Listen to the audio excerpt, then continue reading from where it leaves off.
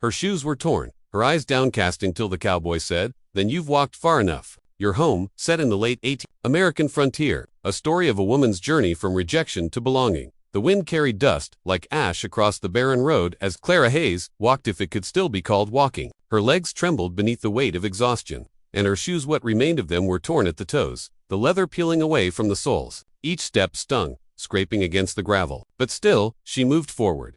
The morning sun had long since risen behind her, fierce and golden, beating down on her uncovered head. Her bonnet had been lost miles ago, snatched by a gust of prairie wind that had laughed as it carried it into the distance. Her throat burned from thirst. Her hands, once soft and careful, now bore blisters from holding her satchel, her only possession left. Inside it, a faded Bible, a comb, and a letter that had once promised her a future. Dear Miss Hayes, it had begun in neat handwriting. I am in need of a good, honest woman to help raise a home. That letter had carried her halfway across the country from Missouri to the dusty edges of Wyoming territory. It had carried her hopes, two hopes of a husband who would be kind, a home that would be steady, and a life where she would no longer be a burden on her widowed sister. But all of that had crumbled in one afternoon, when she had arrived in the small town of Willow Creek. The man she was meant to marry had taken one look at her and frowned. "You didn't say you were plain," he'd muttered. And, older than I expected, Clara had stood there on the wooden platform, trembling. "I'm 26, she'd said softly. He had turned away, muttering something about false expectations and wasted time. The last she saw of him was the back of his coat as he walked away with another woman, blonde, younger, prettier, on his arm. By evening, Clara had found herself standing outside the general store, her satchel clutched to her chest, while the townsfolk whispered, "That's the bride who got sent back." One woman said, loud enough for her to hear, "Guess he didn't want damaged goods." Damaged goods. The words had followed her as she left town before dawn, heading anywhere that wasn't filled with pity or laughter. She didn't know where the road led, only that west felt safer than staying still. Hours became days. The horizon stretched endlessly before her, golden with dust and shadow. She slept in dry gullies, drank from shallow streams, and prayed in silence for mercy. The soles of her shoes split wider with every mile. Her feet bled, her lips cracked. Still, she walked. Sometimes she spoke aloud, just to hear her own voice. "Maybe it's better this way," she whispered once, as she watched the sun sink into the hills. "Maybe no one's meant to have me." Her words vanished into the wind. By the fourth evening, the landscape began to change. Fences appeared, long, weathered posts lining the road. Somewhere in the distance, she heard the lowing of cattle. It was the first sound of life she'd heard in days. She lifted her head, squinting through the dust. Smoke rose from a chimney on the far ridge. A ranch house, maybe. Her heart stuttered. For a long moment, she stood still, fear locking her in place. She couldn't bear to be turned away again, to see another man look at her like something unwanted. But her body refused to stop. One trembling step, then another. She began the slow climb up the dirt road leading to the house. The sun dipped low behind her, setting the sky aflame with orange and rose. The world looked almost kind again, as if it were softening just for her. By the time she reached the fence, the light was fading. A man stood on the porch of the ranch house, tall and still, his shoulders broad beneath a worn brown coat. He didn't move, only watched her approach. She stumbled once, her shoe catching on a rock, and nearly fell. When she looked up again, her vision blurred by tears and dust. He was already walking toward her. She tried to speak something about not meaning trouble, about just needing a place to rest, but her throat gave no sound. Her knees buckled. The last thing she saw before darkness folded around her was a pair of boots, stopping inches from her torn shoes, and a deep voice, quiet but steady, saying, "Easy now." Then everything went still. Clara woke to the sound of wind brushing softly against a window. For a long moment, she didn't know where she was. The ceiling above her was wooden, beams dark with age. The air smelled faintly of smoke, pine, and leather, clean, but unfamiliar. She tried to sit up, and pain shot through her legs like fire. A rough but gentle voice spoke from somewhere nearby. "Don't move too fast, ma'am. You've been out for near half a day." She turned her head and saw him, the man from the porch. He stood near the fireplace, stirring something in a pot. His shirt sleeves were rolled to the elbows, revealing strong, sunburned arms. His face was quiet, the kind that didn't give away much. Sharp jaw, a few days' worth of stubble, and eyes that carried a stillness she couldn't read. Clara's lips parted. Where am I?" "My ranch," he said simply. "About 10 miles north of Willow Creek." Her chest tightened at the name of the town. She swallowed hard, glancing down at herself. Someone had washed the dirt from her hands and face. Her torn shoes sat beside the bed, patched with a strip of cloth. "You found me on the road," she murmured, remembering flashes of the last evening. He nodded. "Near collapse by my fence, looked half dead. If you don't mind me saying." "I'm sorry," she whispered. "I didn't mean to trespass. I'll leave as soon as I can stand." He turned from the fire, holding a wooden bowl of soup. "You're not going anywhere till you can walk straight," he said, setting it on the small table beside her. You need rest more than the road. Clara hesitated, unsure what to say. His voice wasn't unkind, but there was something about its steady, matter-of-fact that made her obey. She picked up the bowl with trembling hands. The broth was simple potatoes, bits of meat, herbs, but to her, it tasted like mercy. He watched her eat in silence, leaning against the wall. The firelight flickered over his face, showing eyes that were not cold, only cautious. When she finally finished, she asked softly, "What do I call you, sir?" "Elias Ward," he replied. "Most just call me Ward." She nodded. "Clara Hayes." He tipped his head slightly, as if testing the sound of her name. Then he said, "You can stay here a few days, till you get your strength back. There's chores aplenty if you want to earn your keep." Clara lowered her gaze. "I'm used to work, Mr. Ward. I'll not be a burden."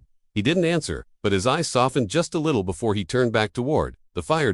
By the next morning, Clara insisted on helping. Her legs wobbled beneath her, but she refused to lie idle. Elias tried to protest, but one look at her stubborn face made him sigh and hand her a basket of laundry instead. Outside, the ranch stretched wide and wild. The fields rolled like waves under the pale morning sky, and the air smelled of sage and earth. Horses grazed near the corral, their tails swishing lazily. It was quiet, peaceful in a way that Clara hadn't felt in years. The few men who worked the land kept their distance, curious but polite. They called Elias boss, speaking to him in short, respectful tones. She noticed that no one asked about her. Perhaps they knew better than to question the boss's business. That night, Elias joined her on the porch while she mended a torn sleeve. The silence between them wasn't uncomfortably, felt natural, like the pause between breaths. "You from the east?" he asked at last. "Missouri," she said. "Came west for a new beginning." He nodded once. "Hard country for that." She gave a small smile. "Seems like every country's hard when you're alone." Elias's gaze lingered on her, then not pitying, but thoughtful. "Well," he said slowly, "you ain't alone now. Not while you're under my roof." Something in her chest trembled at his words. She wanted to thank him, but the words tangled in her throat. Instead, she whispered, "That's kind of you, Mr. Ward."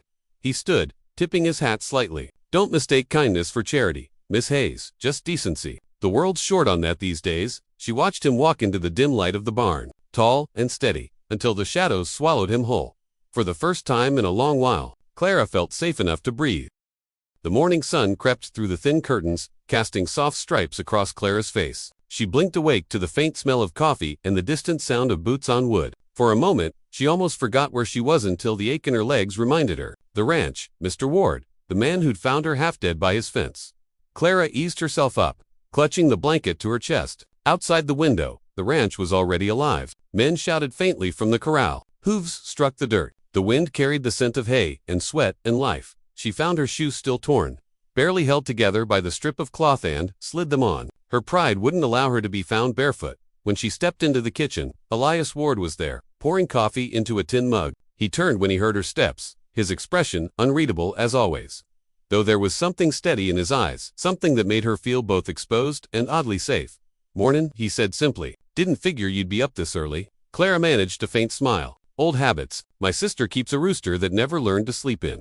Elias gave a short chuckle, quiet but genuine. "Guess you'll fit right in here." Then he motioned toward the table. "Sit. There's bread and beans. Ain't fancy, but it'll fill you." Clara hesitated, still not used to being waited on by anyone, least of all, a man. But the warmth in his tone left no room for argument. She sat, murmuring a thank you. Elias leaned against the counter, sipping his coffee. His shirt was rolled up again, revealing forearms marked with years of ranch work. His voice broke the silence. "You remember much of yesterday?" Clara nodded slowly. "I remember walking and falling." "And your voice? Then you remember enough."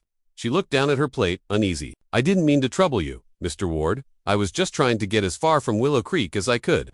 At the mention of the town, his eyes flickered with understanding. Town folks can be cruel when they're bored. Clara's voice softened. "They said things after the man I came for sent me away. I suppose I gave them reason to." Elias tilted his head. "You give me one reason why a woman walking that far deserves shame instead of respect."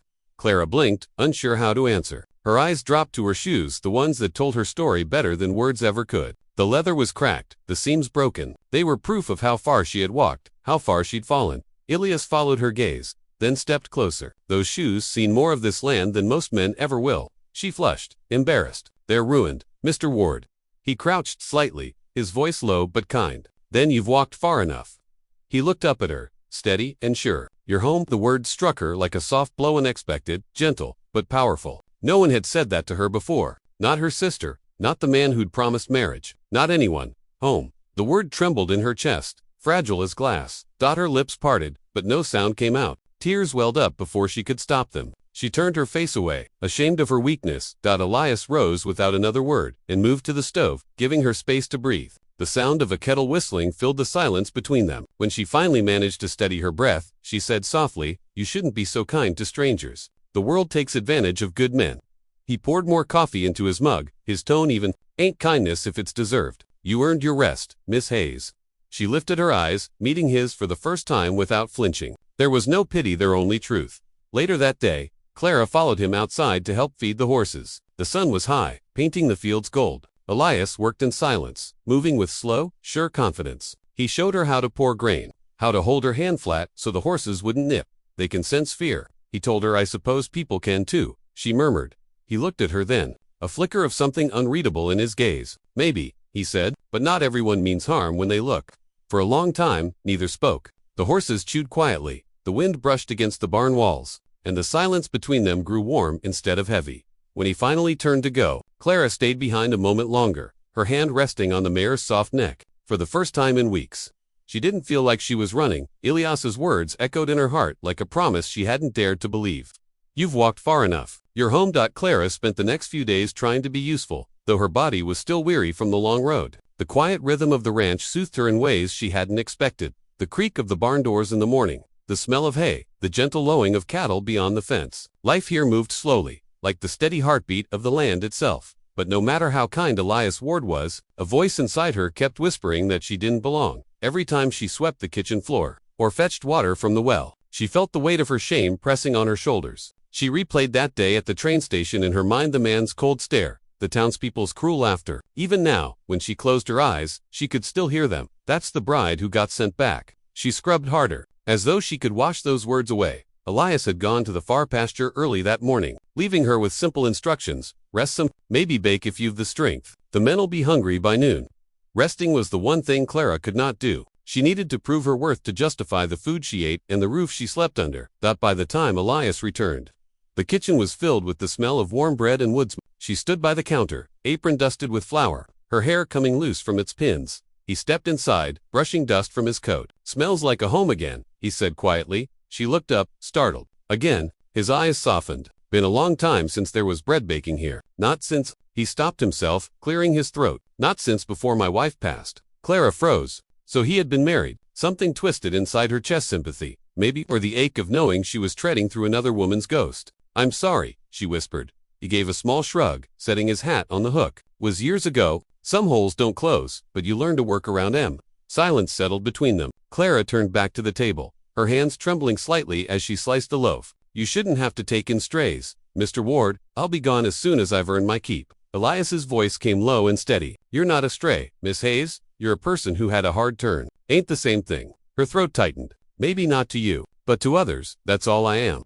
He stepped closer, not enough to crowd her, just near enough that his words landed softer. "Let others talk. They don't know your story, and I don't much care to hear theirs." She blinked rapidly, staring down at the loaf so he wouldn't see the tears threatening her composure. That evening, the ranch hands gathered at the long table outside. Elias introduced her simply as Miss Hayes, helping around till she's back on her feet. The men nodded politely, though their curious eyes flicked over her. Clara smiled faintly and kept her gaze on her plate. As they ate, one of the younger hands, a tall boy named Samuel, grinned and said, "Didn't know the boss was hiring again. You here for work or something else, ma'am?" A few of the men chuckled. Elias's fork paused midair. "She's here as my guest," he said flatly. "That clear enough?" Samuel's grin faltered. "Sure thing, boss. Just making conversation."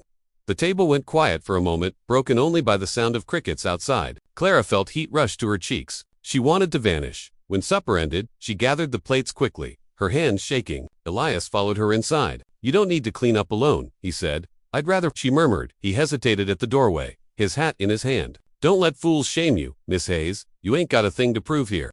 She didn't answer. Her throat was tight, and her eyes stung. When he was gone, she sank into the nearest chair, pressing her hands over her face. She was grateful truly, but the kindness only made her guilt heavier. She didn't deserve peace, not after being sent away, not after failing to be the woman someone wanted. Yet when she glanced toward the window, the golden light of the setting sun spilled across the floorboards, warm and soft. For the first time in years, she wasn't sleeping in a stranger's barn or walking down an endless road. Maybe she didn't belong here, but maybe, just maybe, she wasn't entirely lost anymore. and that fragile thought was enough to let her breathe.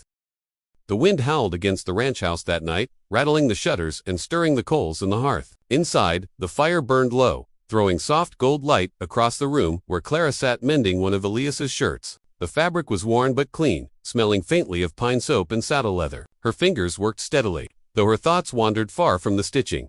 She'd been at the ranch nearly 2 weeks now. The men had grown used to her quiet presence, tipping their hats respectfully when she passed. Even Samuel, the young ranch hand who had embarrassed her at dinner, had learned to lower his gaze. Yet, despite the small peace she'd found, Clara could not shake the feeling that she was an intruder in someone else's life. When she wasn't cooking or cleaning, she would walk to the fence line, where the prairie stretched endlessly beneath the sky. Sometimes she imagined what might have happened if she'd turned back instead of pressing on that day. Perhaps she would have collapsed in the dust, nameless and forgotten. The thought chilled her. "Penny, for your thoughts." Elias's voice came from behind her, deep and quiet. Clara startled, pricking her finger with the needle. "Oh, Mr. Ward, I didn't hear you." He smiled faintly as he crossed the room, carrying a log for the fire. "You were a million miles away." "I was just thinking," she said softly, dabbing her finger with a handkerchief. "Dangerous habit." He teased gently, setting the log into the flames. "Most folks think too much about what's behind them and trip over what's ahead." She smiled, despite herself. "You sound like a preacher," he chuckled, the sound low and warm. "Lord knows I'm no preacher. I just seen enough to know dwellin' don't fix much." Clara returned to her stitching, the firelight painting her face in gold. Elias leaned against the wall, watching her for a long moment. He noticed the way her hands trembled when she worked, the faint shadows under her eyes, and the worn fabric of her dress that had clearly been patched more than once. Then his gaze fell to the floor, and the shoes beside her chair. They were the same torn shoes she'd been wearing when she arrived. The ones that had carried her across miles of barren road. The seams were cracked open, the soles thin as paper. He could see where she had tried to mend them with thread and strips of cloth. Without a word, he crouched beside them. Clara froze, startled. "Mr. Ward." He picked one up carefully, turning it in his rough hands. "How fared you walk in these?" She hesitated. I don't know. 2, maybe 3 days from Willow Creek. I didn't keep count."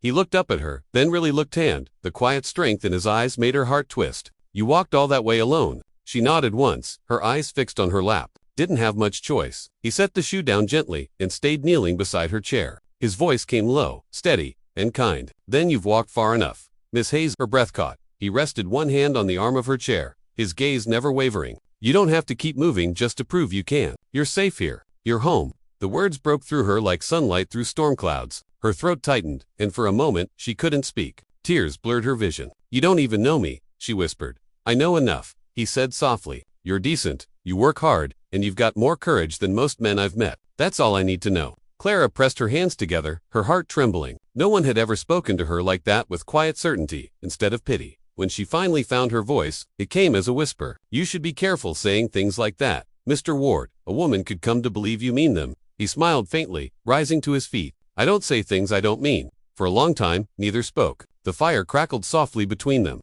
the only witness to the fragile moment hanging in the air. Then Elias cleared his throat and said gently, "I'll have the cobbler from town send up a new pair for you next week."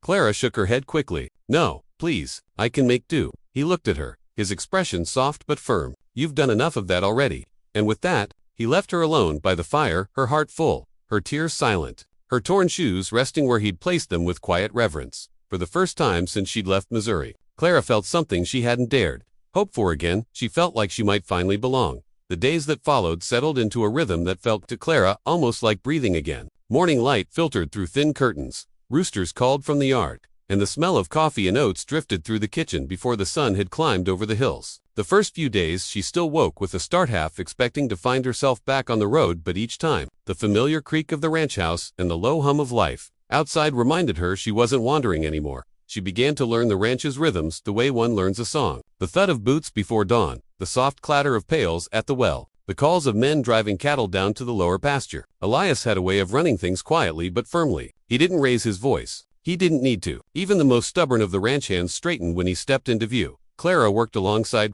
them when she could, mending, baking, tending the chickens, and learning to saddle a horse under Elias's watchful eye. The men grew used to her presence, and she, to theirs. Sometimes, she even caught herself laughing at Samuel's clumsy attempts to impress her with stories of wild mustangs and near escapes.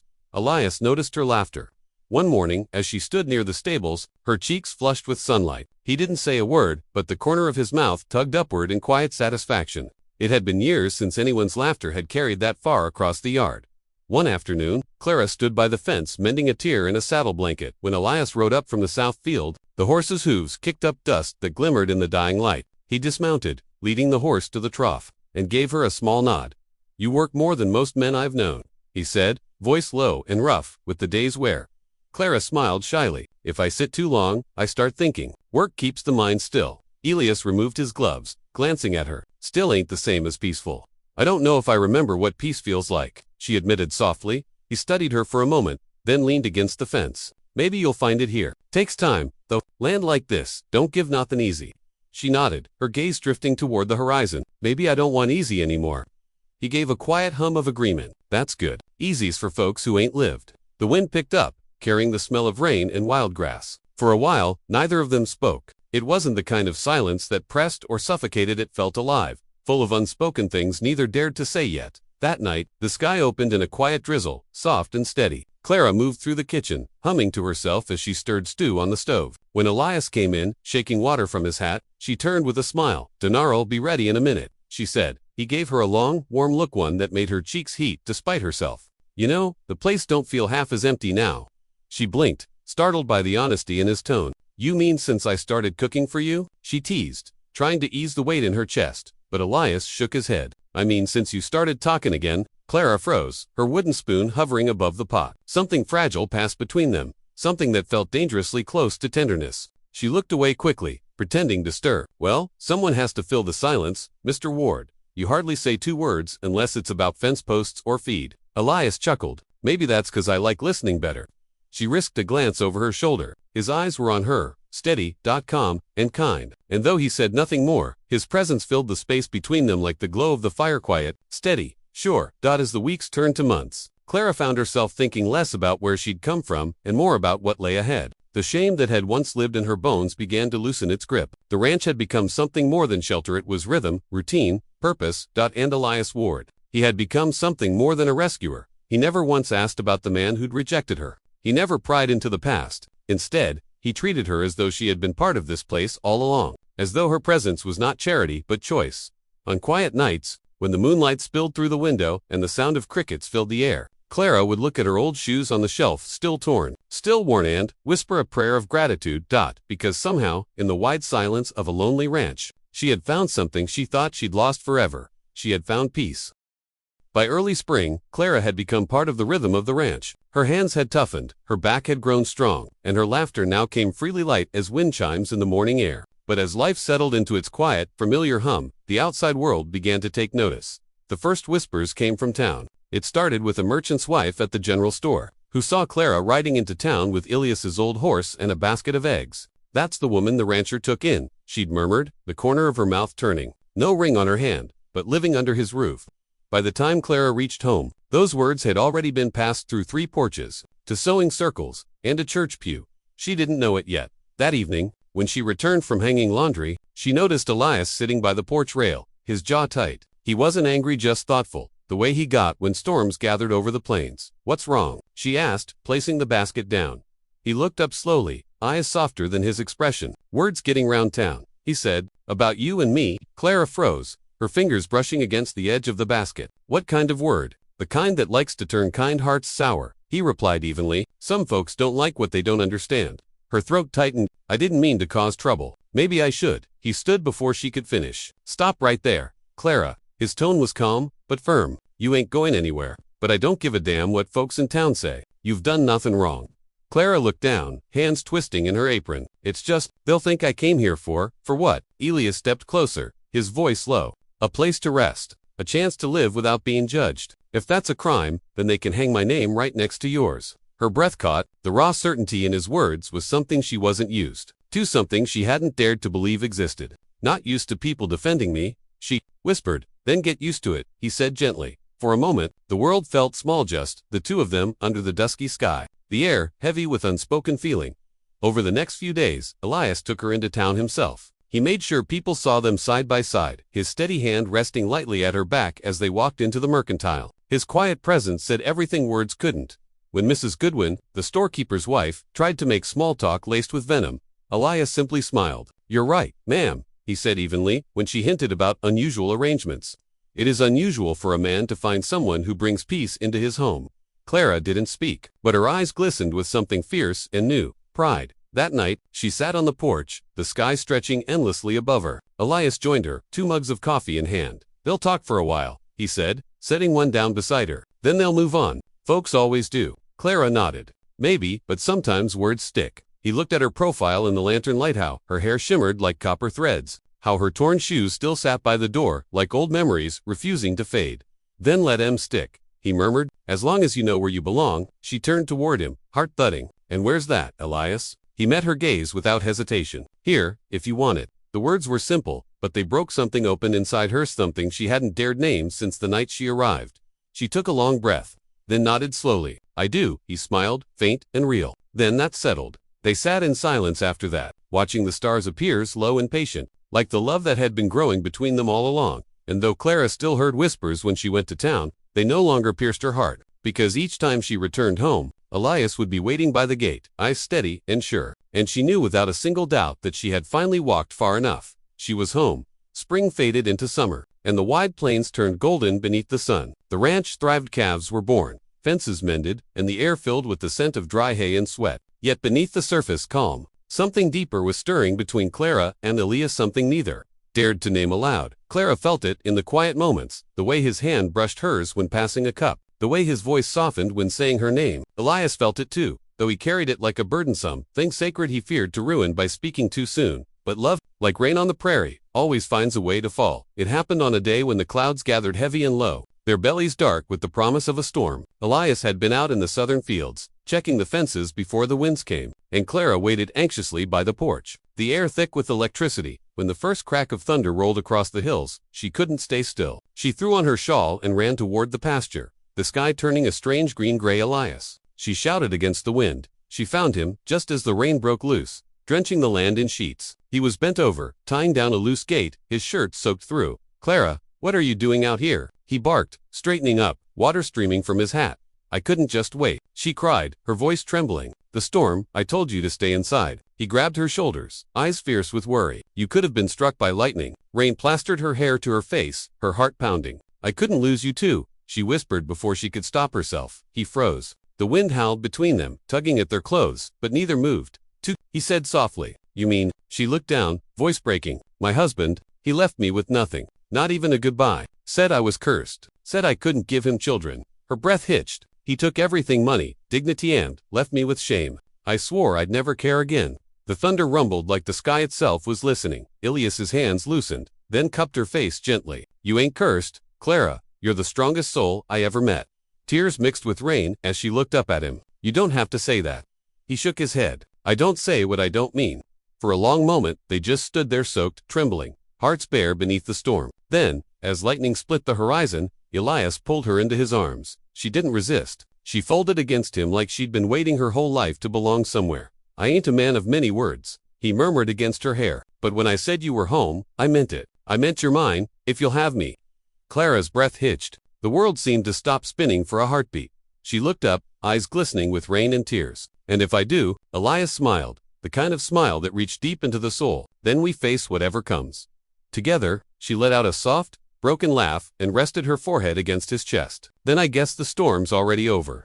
They walked back to the ranch hand in hand, the rain easing to a soft drizzle. The house glowed warm through the mist, and as they stepped inside, everything felt different. The air smelled of hearth fire and rain-soaked earth, new, clean, and alive. Elias helped her out of her wet shawl, their fingers brushing, lingering. He didn't kiss her, not yet, but the promise hung there between them, brighter than lightning.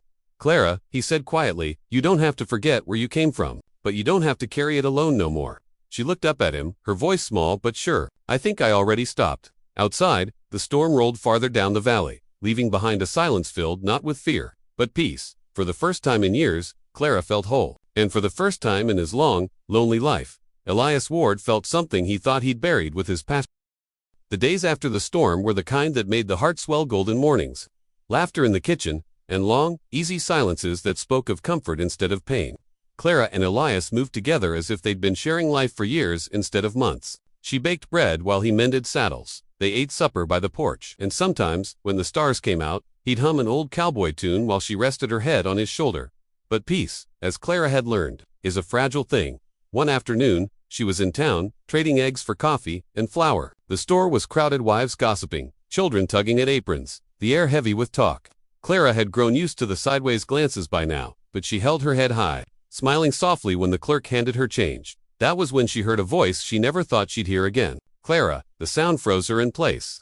Low, sharp, and unmistakable. She turned slowly. There he was, Thomas, the man who'd left her. He looked older, thinner, the sharp pride in his features dulled but not gone. His clothes were dusty, his hat creased, but his eyes still carried that same cold arrogance that used to make her shrink inside herself. I thought you were dead, he said, stepping closer. Or worse. Clara's heart hammered, but her voice came steady. You left me to be worse. The room went quiet. A few women turned their heads, pretending not to listen but hanging on every word. Thomas sneered. You didn't exactly make it easy, did you? Crying begging enough. The word came from behind her. Elias stood in the doorway, his tall frame shadowing the sunlight. He hadn't raised his voice, but the tone made even Thomas flinch. He walked up slowly, his eyes locked on the man who'd once broken Clara's life in two. You got business here. Thomas's jaw tightened. Who are you? Elias's reply was calm, steady. The man who made sure she's safe now. Thomas's eyes flicked between them. So it's true, he said bitterly. You shacked up with some rancher. Didn't waste much time, did you? Clara felt her stomach twist. Shame threatened to rise, but Elias's hand came to rest lightly at the small of her baka silent anchor. She owes you nothing, Elias said. Not an explanation, not a look, not a word. Thomas laughed a harsh, ugly sound. You think she's yours now. You don't know her. She's barren, broken. Before Clara could speak, Elias took a step forward. The tension in his shoulders was like a drawn bow, but his voice remained even. You calling her broken says more about the man who left her than the woman she became. The store was silent but for the ticking of the wall clock. Thomas looked around, realizing the room was no longer on his side. Faces that once might have pitied him now turned away in quiet disapproval. Go, Elias said. Before I forget, I'm a man of peace. Thomas glared, but there was no strength left in it. With a scoff, he turned and pushed through the door, the bell jangling harshly behind him. Clara stood still for a long moment, her hands trembling, eyes stinging with unshed tears. Elias turned to her, his voice soft now. You all right? She nodded slowly, though her breath came uneven. I didn't expect him to come back.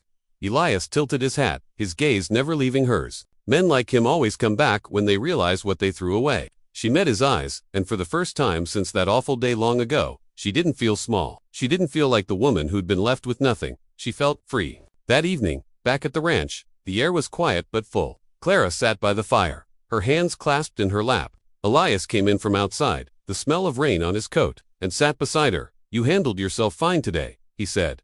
I wasn't alone, she replied. He smiled faintly. You never will be again. She turned toward him, eyes shimmering in the firelight. Thank you, she whispered, for standing up for me. He reached over, brushing a damp curl from her cheek. Didn't stand for you. Clara stood with you, her throat caught. You really mean that? I don't say what I don't mean. Outside, the wind carried the scent of the plains wild, free, and endless. And for the first time, Clara knew her past no longer owned her. She had walked far enough. Now, she could finally stand still. Summer settled over the plains like a soft golden blanket. The fields shimmered with heat, and the air was sweet with the scent of wildflowers. The ranch pulsed with quiet joy new, calves in the pastures, laughter in the kitchen, and something else rising too. A promise, unspoken, but felt by everyone who lived under that wide blue sky. For Clara, each day felt like the sun lingered a little longer just for her. The pain of her past had become a shadow still there, but distant, softened by love and belonging. Elias's steadiness had become her anchor, and the ranch, her sanctuary. Yet she hadn't expected what came next. It was a Sunday morning when Elias asked her to ride with him. The sky stretched endless above, and the breeze carried the smell of rain from far away. They rode side by side down the hill, past the barn, and into the grove of cottonwood trees where the stream cut through the land. Clara's heart beat faster when he stopped beneath the largest tree giant that had stood for generations, its leaves whispering softly in the wind. Elias dismounted first and tied his horse to a low branch, then turned to her with that quiet, unreadable expression she'd come to love. Do you remember what you said the first night here? He asked. Clara frowned, smiling a little. I said I didn't know what peace felt like.